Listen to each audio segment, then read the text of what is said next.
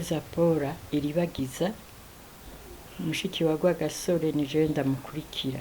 Rwagasore yanduta imyaka 2 kakurikirwa na Regina Kanyange nawe agakurikirwa na Ntarisenke. Navutse 34 le 16 mars c'est 87 ans 87. Izina ry'amajyanditse mu mitima, izina Rudoviko Rwagasore.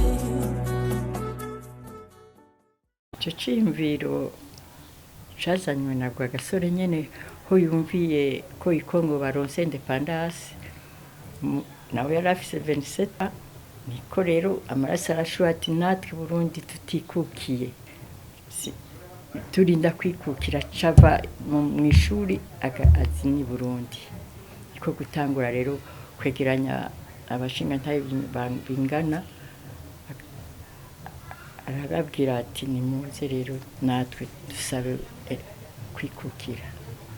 Abo rero sabandi niba Muhigwa, niba Zeno, niba n'ubwo ni bamirerekano bari abashefu de chefferie n'abaswahili barimo yego, kuko yagirira inama hariya ku Muyenzi, cyarabahamagaye arababwira ico yiyumvira, nabo baramwumviriza baramushigikira. Shaka kwitwa Rwagasore, shaka kuba intwari nka Rwagasore. Havuye ashinga koperative, abakomersa bararonka ibyo bagurisha. Nta kintu cyiza ca mbere cari ico cyo gufasha abakomersa baronke marchandise ibyo bagurisha. Nicyo ca mbere yakoze.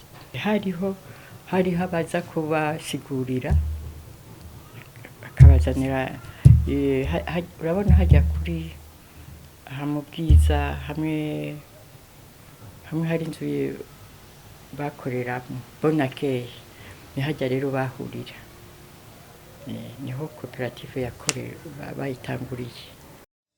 Muganwa atari umugani Rwagasore, butore butarinda ubuto Rwagasore intwari. Yari umuntu muto, yari umwana w'umwami, bose bari bamuzi. Yabikoranye urukundo kuko yabona ko abantu badatera imbere, nico gituma yazanye niyo koperative kugira abantu batera imbere bamenye gucuruza niki. Yarabonye ati kwikongo bikuki, ati natwe turinda kwikukira. Nukuri rwari urukundo rw'igihugu. Yarafise intumbero yuko umunsi umwe Uburundi bwovugwa ko aribwo bwa mbere butunze. Yaduhaye kwikukira, sinokora nk'ibyo wakoze Rwagasore. Abaswahili nukuri bari bakwiriye kuronka ikibanza ca mbere muri iki gihugu.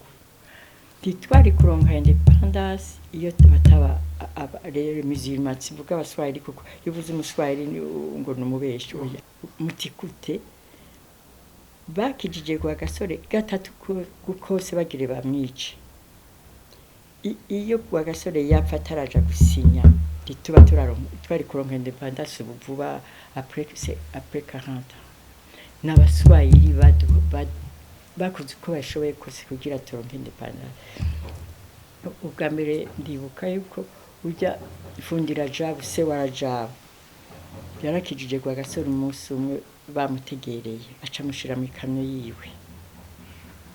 Ubwa kabiri naho sindabyibuka, naho nyene bagire bamwice. Ubwa gatatu naho agira gende gusinya by'ukuri kugira turonke independence kwa gouverneur Harwa. Bari bamutegereye mu nzira, bari bategetse ati mutamwishyura umunsi turapfuye, niho tugire tubahe independence. Abaswahili baca bamwambika bya bihuzu byirabura by'abagore, bamushyira mu yindi modoka abantu batazi ni Bujumbura ashikiwe arambara kositime n'ikaruvati araje abona muhagaze imbere yari azi ko bagire bamubwira ati etereka batwahejeje baca barasinya rero baca barasinya ku kwikukira iyo ataba abo baremizima twari kurindira kandi 40 imyaka 40 nukuri sinzi igituma Burundi butiyumvira abo bantu wagasore warapanye urugamba wagasore ntiwatinya uruguhamba Nyerere yaramufashije cyane Nyerere yaramufasha ku bijanye financement yaramufasha ku bijanye kumuhanura akaja kumuhanura akamubikira abantu bo mucunga atari abarundi kugira ntibamenye ko ari abazungu ntibabamenye Nyerere yaragize uruhara runini muri ico gihe ca independence yacu niwashize imbere kuramba washize imbere bashaka gusubiza inyuma Burundi buke ntibashaka kubuteza imbere ndibuka yuko atanya amashuri bari bagize nk'amarise canke ama université ntibayegurura bashaka ko abarundi bagume muri yo hagati na hagati muri école primaire gusa ntibaduze ntibamenye ubwenge iyo igihugu le peuple bafise ubwenge nabo baca biyereporta amahoro n'iterambere jewe shaka kwita wagasore i Burundi nta moko ariho hari imiryango Tutsi abatwa abaganwa n'imiryango no kuvuga ko turi bamwe ubwo iyo ufise ubu bwoko ntibuvuga ururimi rumwe n'ubwoko none ini Burundi none bwakeye mu gihutu bagira ngo iki bwakeye mu gitutsi bavuga bwakeye mu kiganwa bavuga tuvuga ururimi rumwe n'ukuri Burundi turi bamwe ntabwo kubaho hari imiryango inzu y'abatutsi inzu y'abahutu inzu y'abaganwa y'abatwa mugabo turi n'imiryango ntabwo kuriho nta kintu nifuza yuko ugwaruka bw'ubwo ibyo bobihanagura mu mutwe abantu bagifise mwene bafise amacakubiri ndibwira ko bari munsi ya 0% ubwenge bwabo n'ukuri sabantu servo yabo yaracitse ari hagati kacitse twebwe n'ukuri i Burundi turi imiryango ntabwo ari ubwoko ntabwo kuba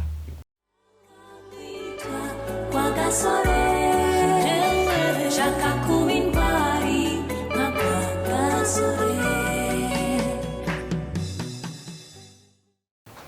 ngira ngo murabona i Bujumbura n'Igitega n'Ingozi abantu bose basigaye baba mu mazu igitangaza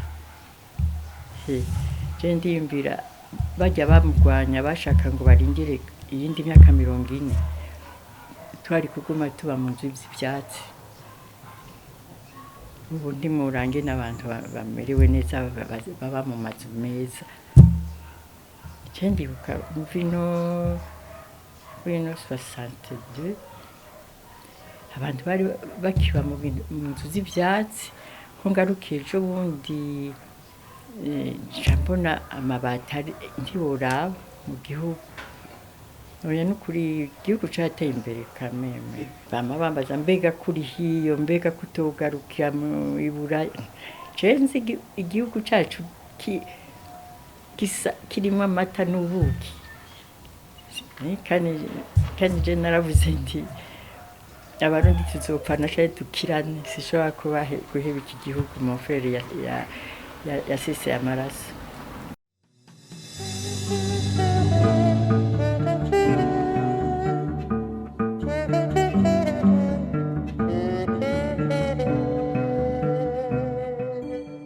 Burya urukundo niko rwa mbere kuri karite y'umuntu. Urukundo mu muryango, urukundo mu babanyi, urukundo mu by'ukora, urukundo muri byose. Asima amara urashika ushaka. Mubanze mukundane, mureke ibyo bintu by'amacakubiri. Hanyuma muje inama, muve hasi mukore. Kuko umubyeyi wanje Mwambutsa igihe aburiye Rwagasore aravuga ndimwihore mvuze umwana umwe sishakura abandi.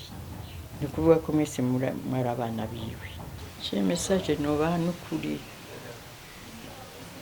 kuko nama ndabisubiramo, nimukundane mwese, mufatane mu nda mwese.